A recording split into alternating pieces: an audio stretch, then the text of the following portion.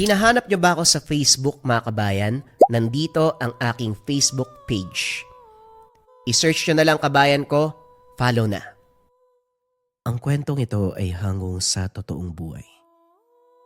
Mula ito sa isa nating kabayan na itago na lamang natin sa pangalang Teresa.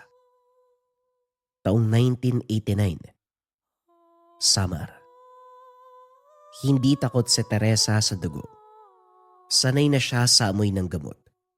Sa puting pader at dingding, mga kurtinang humaharang sa pagitan ng pag-asa at pagkabigo. Sa malamig na kama ng ospital, kung saan palaging nauuwi ang kanyang mga dasal sa luha at sakit. 3 beses nang nabuntis. 3 beses narinig ang tibok ng mga pusong hindi nagtatagal. Ang una, tahimik na nawala sa kanyang sinapupunan bago pa man niya masabi sa kasintahan ng balita. Ang ikalawa, inabot ng 7 buwan, isang batang lalaki na may kamay na kasya sa palad, pero katulad ng nauna, hindi rin nagtagal. At ang pangatlo ang pinakamasakit, dahil sa gabing yun, kung kailan pumanaw ang sanggol ay siya ring pag-iwan sa kanya ng asawa. Alam mo naman, Teresa, matagal ko nang gustong magkaroon ng pamilya. Matagal nang hinihingi ng mga magulang ko ang apo. Wika ng dating asawa. Alam ko naman yun. Sa tingin mo ba gusto ko mawala yung anak natin? Hindi naman to ang unang beses Pangatlo na yan, hindi na to normal. May mali sa relasyon natin. May mali sa'yo. Sa akin, bakit ako ang sinisisi mo? Isa ka rin sa dahilan, no? Kung naaalagaan mo ko ng maayos, kung sinusuportahan mo ko, alam mo naman na maselan yung pagbubuntis ko pero pinagtatrabaho mo pa rin ako. Aba, ayos din to Alam mo, sa hirap ng buhay natin ngayon, hindi kaya yung sahod ko lang. Alam mo, tama na. Ayoko na. Sapat na siguro ang 3 pagkakataon. Mukhang hindi talaga tayo mapapagbigyan. Oh, saan ka pupunta? Magpapalamig. Doon muna ako sa mga magulang ko. Hindi na nakipagtalo pa si Teresa. Pero ito na pala ang huling beses na magpapakita sa kanya ang lalaking minahal sa loob ng 7 taon. 7 taon na hindi niya na maibabalik pa. Mula noon, iniwanan ni Teresa ang bahay na puno ng alaala. Bumalik sa kanyang probinsya. Naganap ng liblib na lugar.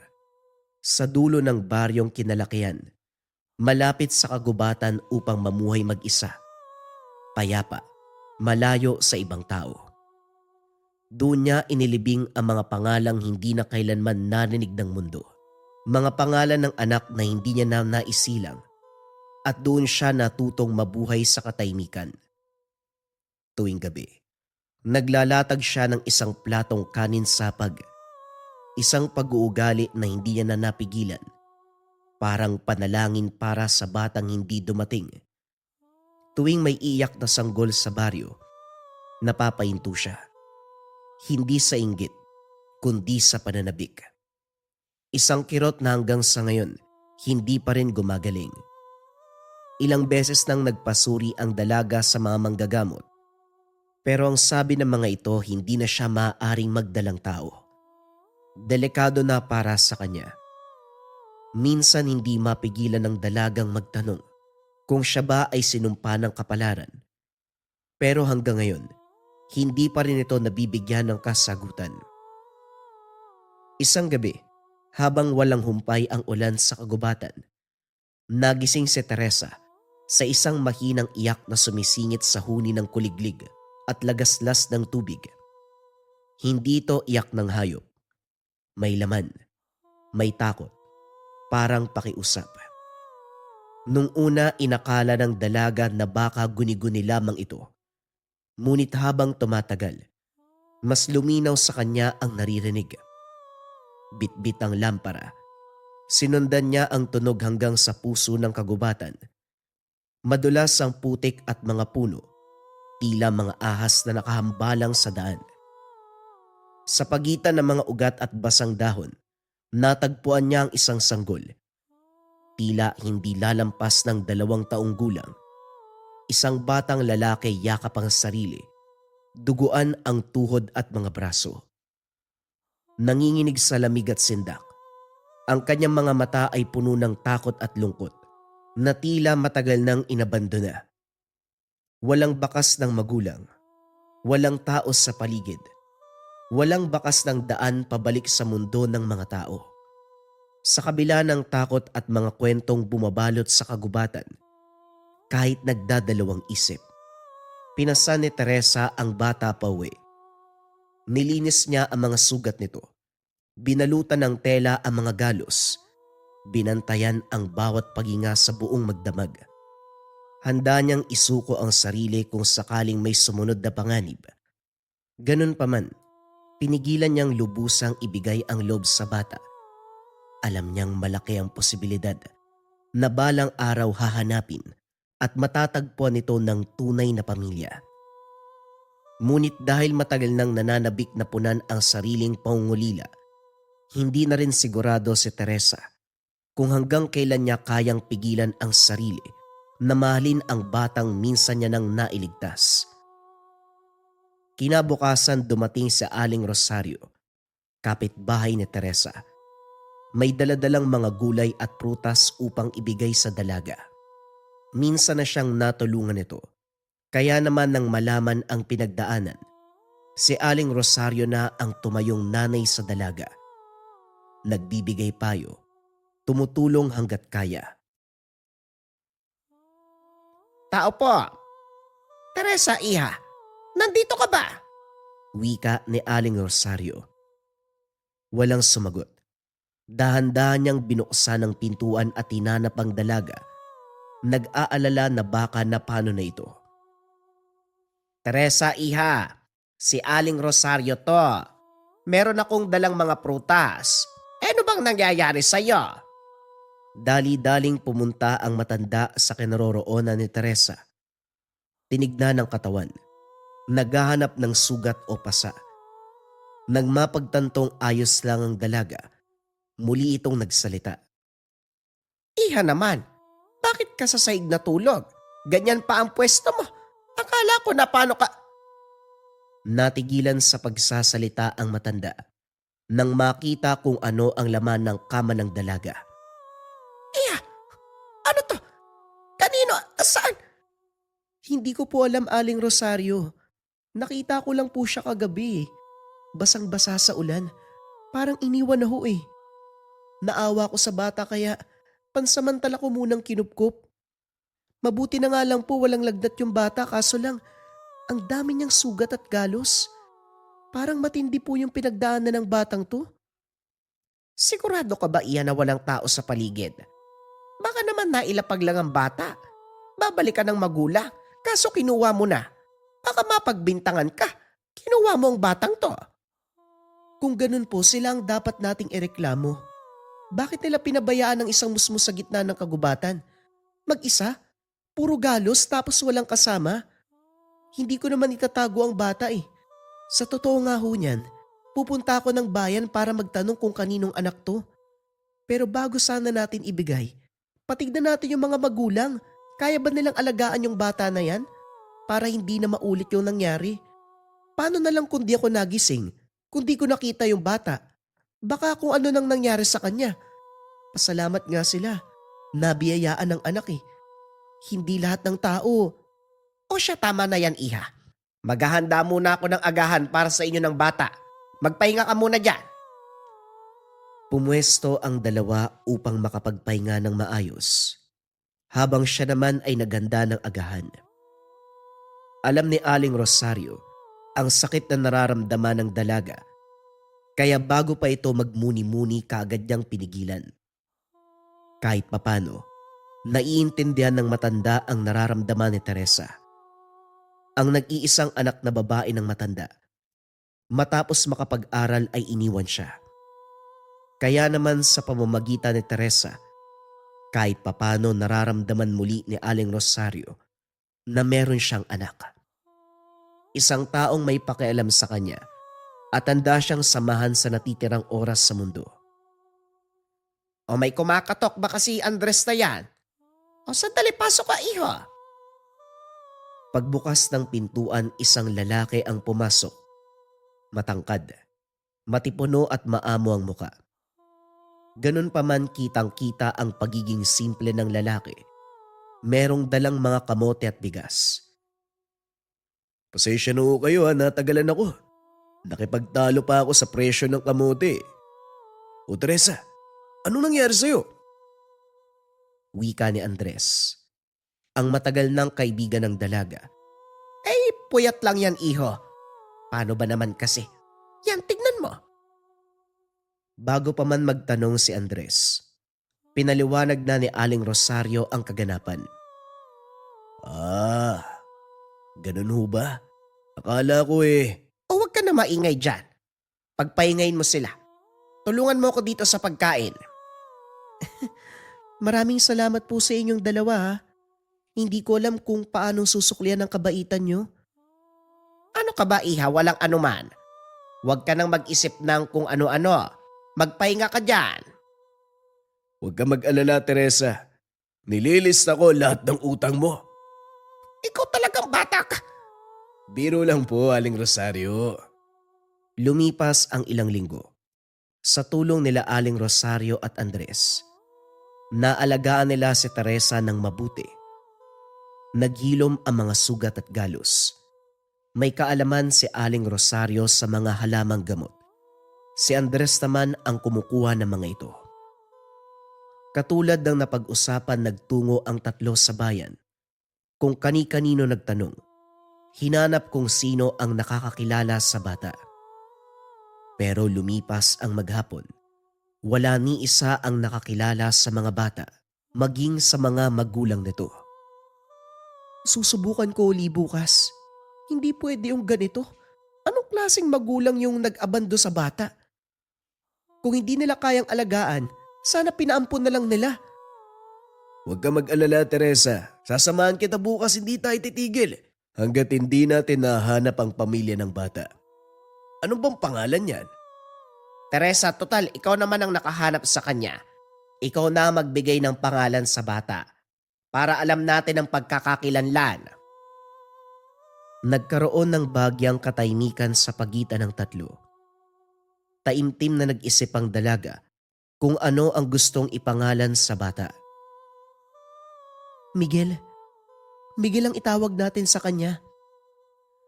Ito sana ang ipapangalan niya sa isa sa mga anak.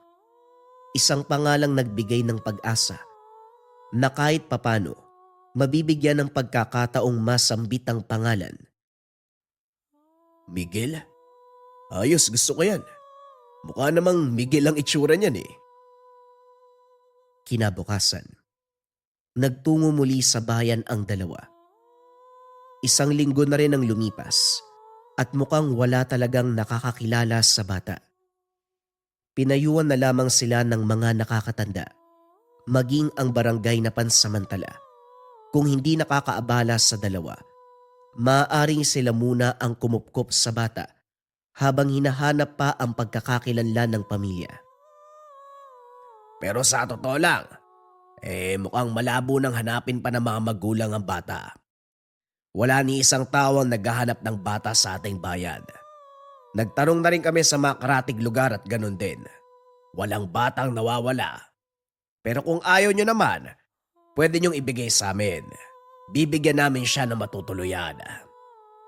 Bali parang iniwan talaga yung bata, ano? Mga walang puso. Ganun na nga, iho. Kung mamarapatin nyo, pwede nyong ibigay sa amin. Ay, hindi na po kailangan. Ako na lang po yung mag-aalaga sa bata. Ano po bang dapat gawin? Kahit papano po kasi, napamahal na sa amin yung bata eh. Lumipas sa mga taon, tuluyan ng gumaling ang mga sugat ni Miguel.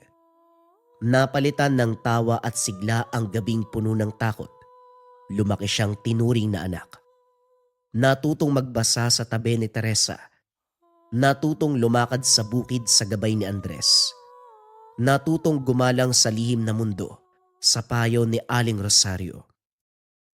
Sa bawat pagsikat ng araw, naging liwanag ng buhay ni Teresa si Miguel. Isang himala na isinilang sa gitna ng ulan at dilim. Naging daylan kung bakit nanumbalik ang sigla ng buhay, kung bakit niya piniling manatili, magmahal, at maniwalang may pag-asa pang matupad ang matagal niya nang inaasam. Kaso nga lang kasabay ng paglipas ng panahon, may kakaibang napansin si Aling Rosario sa bata. Hanggat maaari, iniiwasan ng matandang banggitin ito sa dalaga. Ngunit may mga panahon na hindi na ito kayang kimkimin pa. Anong ibig mong sabihin, Aling Rosario? Huwag mo masyadong lakasan ang boses mo, iho. Baka marinig ka ni Teresa. Alam mo namang ayokong masaktan ng batang yon. Pasensya na ho Ano po bang ibig niyong sabihin? Hindi ka ba nababahala? Kung minsan si Miguel, parang iba kong tumingin eh. Meron din akong napansin. Masyadong marahas ang paghawak niya sa mga alagang hayop. Parang konti na lang papatayin niya na. Bata pa kasi yun, Aling Rosario. Hindi niya pa masyadong alam ang tama't mali. Baka inaalam pa lang niya ang mundo. Tumutuklas pa sa mga bagay-bagay. Huwag nating bigyang kulay kagad ang ginagawa ng bata. Pero iho, 11 anyos na ang bata. Hindi na normal yan. Parang wala siyang malasakit sa mga hayop. Baka ayaw niya lang ho talaga. Huwag na lang po nating banggitin kay Teresa. Alam niyo naman yun, baka sumama yung loob. Tama ka, sige, pero sinasabi ko sa'yo, may iba akong nararamdaman sa kanya. Paglipas ng ilang araw, katulad nga ng sinabi ng matanda, maging si Andres napansin na ang ibang kilos. Nagsimula ito habang kasama si Miguel sa bukid, sa ilalim ng araw na hindi naman masyadong mainit, ngunit may mabigat na pakiramdam sa lugar. Tahimik, walang huni ng ibon o kahit kaluskos sa damo, na para bang tumigil ang mundo ng sandaling iyon.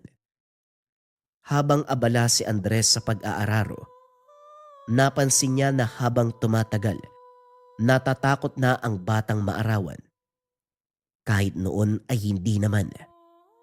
Nakapirme lamang si Miguel sa gilid ng bukid, nakatitig sa malayong bahagi ng kagubatan. Tinawag siya ni Andres, pero hindi siya sinagot. Nang lapitan niya ang bata tsaka lamang lumingon.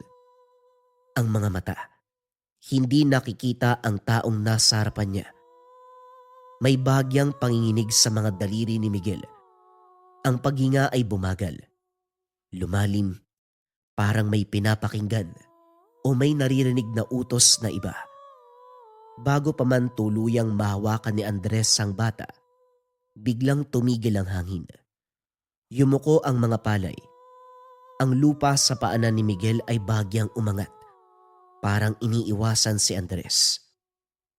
Napatras ang binata. Kinusot ang mga mata. Nagbabaka sakaling namamalikmata lamang. Sa isang iglap, biglang nakita ni Andres ang pagpula ng mga mata ng bata. Hindi ang puting bahagi ang nagbago ng kulay, kundi ang dating itim na bilog. Biglang naging matingkad na pula. Miguel, ayos ka lang ba? Pinilit ng binata na lunukin ng takot. Kinumbinse ang sarili na dahil lamang sa init at pagod ang nakita. Kaso nga lang, nanatiling pula ang mga mata ng bata. Walang sagot. Inilabas niya ang kamay, sinubukang abutin ito. Kumurap ang bata at tila nagising mula sa malalim na pagkakatulog. Nangumiti siya. Isang ngiting payapa na tila hindi angkop sa isang bata, na para bang hindi na bata ang nasa harapan niya. Muling kinusot ni Andres ang mga mata. Sa ikalawang pagkakataon, bumalik muli ang pag-itim ng bilog na parte ng mata. Tila nabunutan ng tinik ang dibdib ni Andres nang makita ito sa kanya. Miguel, ayos ka lang ba? Parang nakatulog ka ata. Ayos lang po ko. May tumatawag lang kanina. Anong ibig mong sabihin? Tayong dalawa lang naman yun nandito. Hindi niyo po siya naririnig, Tito Andres eh. Magpapakita lang po siya sa mga taong gusto niya. Tila nabuhusan ng malamig na tubig ang binata nang marinig ito. Hindi makapaniwala sa sinabi ni Miguel. Pinilit niyang tumawa. Umaasa na nagbibiro lang ang bata. Pero seryoso at may senseridad ang pagkakasabi nito. Miguel, Andres, halin muna kayo dito. Masyadong terik ang araw oh. Magpahinga muna kayo. Sige po. Tara na po. Wika ni Miguel. Umaastang normal na bata kung magsalita. Ngunit sa sandaling yun, tuluyan nang nakumbinsi si Andres na meron talagang kakaiba sa batang ito. Nagtungo si Andres sa tahanan ni Aling Rosario ng gabing yun. O iho, bakit naparinig ka? Anong oras na? Ngayon ka pa bumisita. Pasensya na po, Aling Rosario, pero eto, may mga dala akong prutas. Ayoko lang pong masayang kaya pinilit ko nang dalhin ngayon. Halina't pumasok ka na. Alam kong hindi yan prutas na yan ang totoong rason kung bakit ka nandito. Halika, halika. Sa loob mo sabihin sa akin kung ano man niyang gusto mong sabihin. Pinapasok niya si Andres. Sabay sarado ng pintuan. Dama ni Aling Rosario na importante ang sasabihin ng binata. Napangiti na lamang si Andres. Nagpapasalamat na kaagad siyang naintindihan ng matanda. O sige iha, bakit ka nandito? Tama po kayo, Aling Rosario. May kakaiba kay Miguel eh. Hindi siya ordinaryong bata. Hindi ko alam kung dahil ba yun sa trauma niya, sa pag-abandona ng mga magulang pero parang imposible. Masyado pa siyang bata nang mangyari yun. Masakit man ang naranasan niya. Makakalimutan yun eh. Nandito kami ni Teresa tapos meron pa siyang Lola Rosario. Ayun na nga ang sinasabi ko. Pero ano ba yung nakita mo para magbagong isip mo? Nung nakaraan lang akala mo nababaliw ako tapos ngayon, ikaw na mismo ang lumapit sa akin. Matapos ibahagi ni Andres ang nasaksiyan, nanlamig ang kamay ni Aling Rosario. Mas maganda siguro kung ipasuri natin sa albularyo. Sa tunay na may kakayahan, malalim na kaalaman sa lihim na karunungan. Limitado lang sa panggagamot ang kaalaman ko Saan naman tayo makakahanap ng albularyo? Ilan lang tayong mga residente dito. Parang wala pa ako nababalitaan na may albularyo. Huwag mo nang isipin yan, ako na ang bahala. Ang mahalaga, kung paano mong makukumbinse si Teresa na ipasuri natin ang anak-anakan niya nang hindi naiinsulto. Alam mo naman kung gaano niyan kamahal si Miguel. Tumango si Andres at kinabukasan, naghanap na ng albularyo si Aling Rosario. Kinabukasan sa loob ng bahay ni Teresa. Totoo nga, Teresa, sinasabi ko sa'yo. Ang daming bata na merong lagdat ngayon. Kaya nga ipapasuri natin si Miguel para meron siyang proteksyon. Ano ka ba, Andres? Ang lusog-lusog ni Miguel walang sakit. Gusto mo siyang dalhin sa pagamutan sa lugar na maraming may sakit. Paano kung doon siya mahawa? Oo nga no. Bakit hindi ko naisip yun? Bahala ka kung ayaw mong maniwala. Basta binalaan kita. Mas gusto mo bang dalhin si Miguel kung kailan may sakit na siya? Nag-aagaw buhay? Tandaan mo malayo ang bahay mo sa bayan. Ilang sandali ang lumipas bago nagsalita si Teresa. Pero mukhang meron ngang kakaiba kay Miguel ngayon. Napangiti si Andres. Mukhang nakumbinsi na si Teresa. Basta, sa oras na magkasakit si Miguel, lagot ka sa akin. Bagamat umalma si Teresa, sa huli ay pumayag din ang dalaga. Hindi dahil naniniwala siya, kundi dahil sa takot na maaaring may sakit si Miguel na hindi niya nakikita o sa huli ay mahirap nang gamutin. Pagdating nila sa bahay ng albularyo, naroon nag-aantay si Aling Rosario. Hindi pa man naipapasok ang bata, bumukas na ang pintuan. Isang matandang lalaki. Maputla ang muka at nanlilisik ang mga mata. Sumalubong sa kanila. Kita nila Andres na maayos naman ang pag-uusap ng dalawa. Kaya naman, laking gulat ng masilayan si Miguel ng matanda. Kagad napasigaw at tinulak sila palayo. Halos matumba si Teresa sa nangyari. Anak ng, ano ba naman kayo? Ganyan ba kayo tumanggap ng bisita? Ayos ka lang ba, Teresa? Wika ni Andres sa matanda habang inaalalayan ng dalaga. Kitang-kita sa mukha ng matanda ang takot at pagkabahala. Hindi yan, bata. Ilayo nyo yan sa bayan. Sunugin nyo kung kinakailangan, kung hindi kayo ang susunod. Nasa uli ang pagsisisi. Huwag kayo magbulag-bulagan.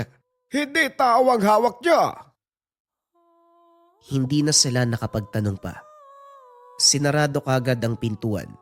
Sinabuyan ng abo ang bakuran. Iniwang nagtataka ang tatlo sa gitna ng daan. Mula noon, nagsimulang magbago ang bayan. Nanilaw ang mga pananim kahit sapat ang ulan. May mga hayop na nawawala sa gabi. Manok, kambing, minsan ay baka. Natatagpuan na lamang kinabukasan. Tuyo at wala ni patak ng dugo. Sa gabi, may mga nakakarinig ng ungol mula sa bukid at ang mga aso ay ayaw nang lumabas ng bahay. Walang makapagsabi kung ano ang dahilan, ngunit sa bawat masamang pangyayari, ang takot ay tila unti-unting gumagapang patungo sa bahay nila Teresa. Isang gabi, habang magkasama si Teresa at Miguel, biglang bumukas ang pintuan sa isang iglap. Isang lalaking balot ng anting-anting at abo na may dalang baston ang biglang sumugod. Ang mata ay nag-aapoy. Sa kabilang kamay, merong hawak na patalim. Isang punyal na maraming nakaukit na simbolo habang patuloy na nag-uusal ng dasal. Lumayo ka! Wika ng matanda habang nakatutok sa kanila ang patalim. Sinabi ng lumayo ka. Bago pa mahuli ang lahat. Hindi mo alam kung ano ang hawak mo. Hindi tao ang inaalagaan mo. Sino kayo? Anong ginagawa niyo sa bahay ko? Wika ni Teresa. Baka sa boses ang takot, pagtataka at galit. Kagad niyang inilagay sa likuran ng bata. Hinaharang ang sarili kung sakaling aatake ang matanda. Lumapit muli ang matanda. Ngunit hindi hinayaan ni Teresa na guluhin sila nito. Dali-dali niyang inilabas si Miguel sa bintana. Tumakbo ang dalawa papunta sa kagubatan. Bilisan mo, tumakbo ka. Huwag kang lilingon. Hinabol sila ng matanda at doon nagsimula ang lahat. Sumunod ang matanda. Mabilis at walang pag-aalinlangan. Tumama ang mga paa sa lupa na parang alam niya ang bawat susunod na hakbang ng dalawa. Winawasiwas niya ang hawak na baston na may anting-anting. Umaalingaw-ngaw ang bulong ng orasyon at dahil dito biglang bumigat ang hangin. Nadapa si Teresa. Halos mabitawan si Miguel. Ngunit dali-dali siyang tumayo at nagpatuloy sa pagtakbo. Mula sa gilid ng bukid sumiklab ang liwanag ng apoy. Itinipon ni Mang Silverio ang isang bato na binalot sa papel na puno ng dasal at simbolo na siyang nagliliyab sa ere. Sumabog ito sa lupa. Nagbuga ng usok at abo. Umubo si Teresa. Ang mga luha ay umagos sa mga mata. Ngunit patuloy pa rin siya sa pagtakbo. Hinila si Miguel patungo sa kakawyan. Pagpasok sa gubat naging mas madilim ang paligid. Ang mga sanga ay humahampas sa kanilang muka. Pero binalot niya ang mga braso kay Miguel upang sanggain ang lahat ng mga ito. Habang ang mga ugat naman sa lupa, tila mga kamay na humahadlang sa bawat takbang.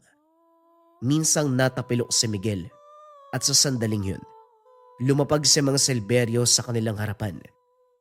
Anino ay nakatayo sa pagitan ng mga puno. Bagamat matanda na, napakabilis nito. Naabutan pa rin ng dalawa.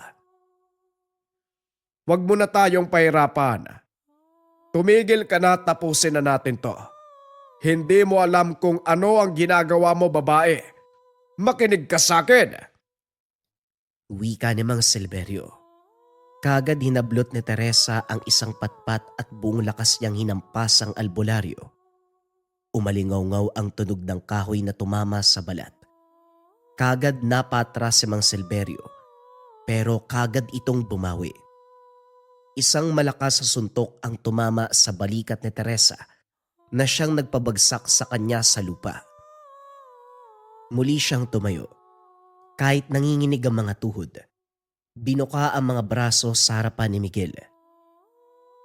Kung gusto mo siyang patayin, dadaan ka muna sa akin. Wika ni Teresa.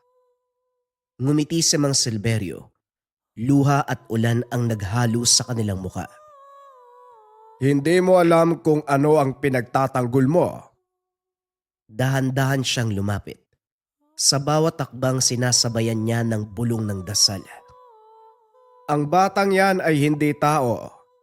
Aswang siya, Teresa. Isinilang sa dilim. Isang nilalang na pinapakain ng dugo. Itinago ng mga magulang niya sa gubat upang hindi ko matagpuan. Oo, minahal mo ang bata at dahil doon isa kang mabuting ina. Pero balang araw, kapag nagising ng buo ang dugo niya, ikaw ang una niyang kakainin. Nanginginig si Teresa sa narinig. Humarap kay Miguel, nayakap ang kanyang likod.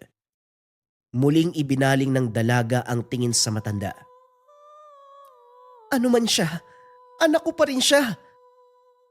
Sa likod niya, unti-unting inangat ng bata ang ulo. Ang mga mata ay kumikislap sa dilim. At doon kitang-kita ni Teresa na hindi niya na kaya pang itago. Nahalimaw nga ang matagal nang naghihintay sa loob ng bata. Tumindig si Miguel sa likod ng dalaga. Hindi na bata ang anyo ng kanyang anino. Humaba ito. Ang mga matang maamo ay naging pula. Umalingaw-ngaw ang mahabang ungol mula sa dibdib ng bata. At sa isang kisap mata, sumugod si Mang Silverio. Nagbanggaan ang dalawang puwersa sa gitna ng ulan. Isang malaking liwanag ang umalingaw-ngaw at napuno ng usok ang paligid. Nang mawala ang usok, nakita ni Teresa na nagbago ang anyo ng anak. Humaba ang mga kuko.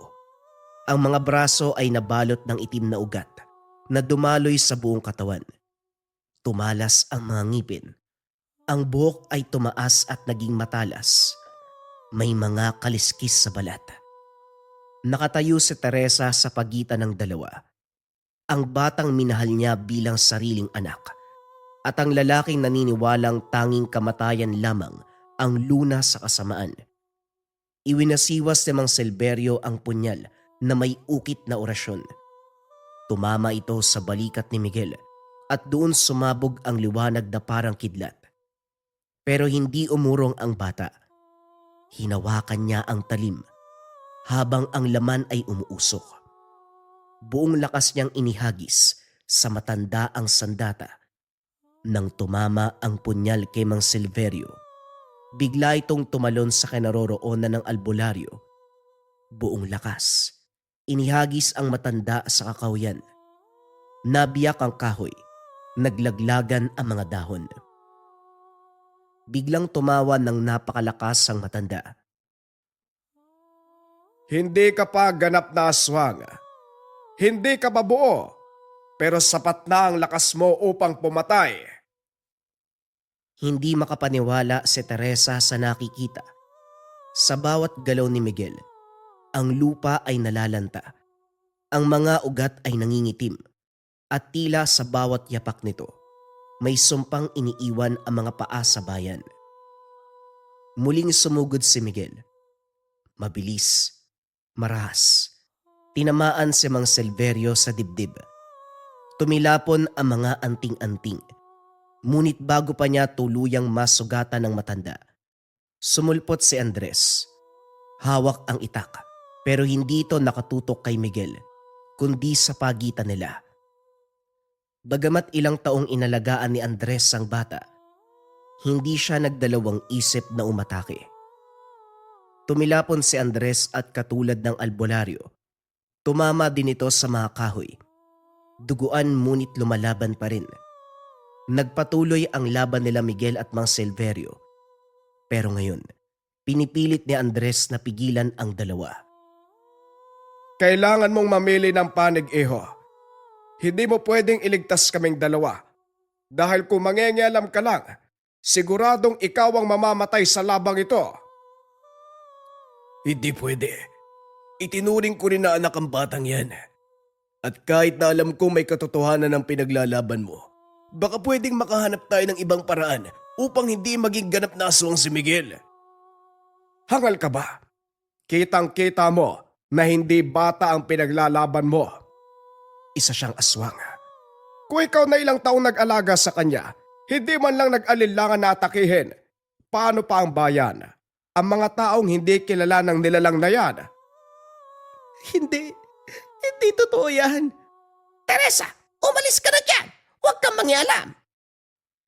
Kagad hinarang ni Andres ang sarili nang umatake si Miguel sa direksyon ni Teresa. Nagulat ang dalaga sa nakita. Halos mapalood na lamang sa panlulumo. Lumapit si Andres, basang-basa.